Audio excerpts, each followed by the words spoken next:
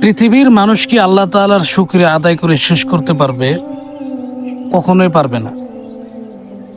কারণ মানুষ নিজের দিকে তাকিয়ে দেখলে বুঝতে পারে যে তার শরীরের প্রত্যেকটা গঠন কিভাবে বানানো হয়েছে, কোথায় কোনটা লাগবে, সব কিছু আল্লাহ তাআলা A to Z মিলিয়ে বানিয়ে দিয়েছে।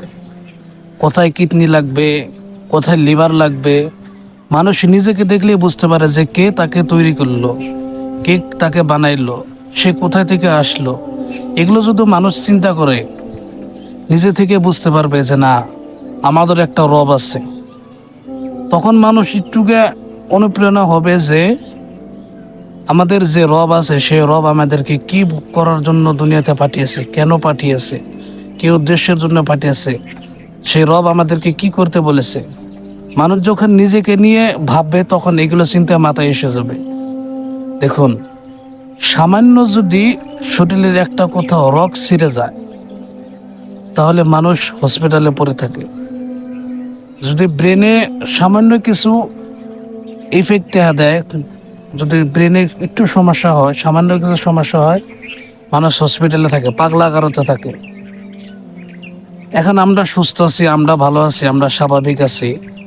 এখন নিজেকে নিয়ে পরীক্ষা করুন, আপনাকে এই সুস্থ কে রেখেছে, আপনার এই গঠনটা কে বানিয়েছে, আপনাকে খাওয়াচ্ছে, আপনাকে পড়াচ্ছে, আপনি কামাই করতেছেন, আপনাকে আল্লাহ তাআলা রোজগার করার জন্য তৌফিক দিতেছে, রিজিক দিতেছে।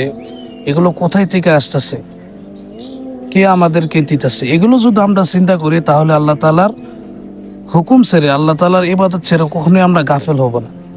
এগুলো যদি নিজেকে নিয়ে যদি আমরা ভাবি, এগুলো যদি আমরা চিন্তা চর্চা করি, তাহলে আমরা সবসময় আল্লাহর ধ্যান কিনে থাকতে পারবো। মুসলমান ভাই বোন সবাইকে বলি, একটু চিন্তা করেন, এ পৃথিবীতে আমরা এসেছি, আবার চলে যেতে হবে। এই কিছু দিনের জন্য মেহমান হিসেবে এসে দুনিয়া সাজানো এত জরুরি না। পরকালের চিন্তা করেন, আখিরাতের চিন্তা করেন, কি নিয়ে সেখানে যাবেন, আল্লাহর দরবারে কি নিয়ে দাঁড়াবেন, এখন থেকে এই চিন্তাটা করেন।